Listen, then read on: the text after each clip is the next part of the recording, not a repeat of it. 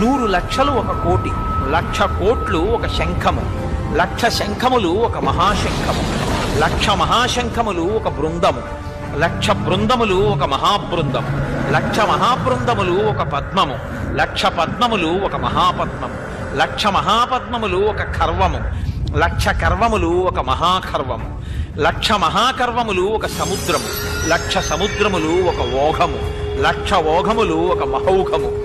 ఈ విధంగా 1000 కోట్లు, 100 శంఖములు, 1000 మహాశంఖములు, 100 బృందములు, 1000 మహాబృందములు, 100 పద్మములు, 1000 మహాపద్మములు, 100 కర్వములు, 100 సముద్రములు, 100 మహౌఘములు, 1,000,000 మహౌఘములు.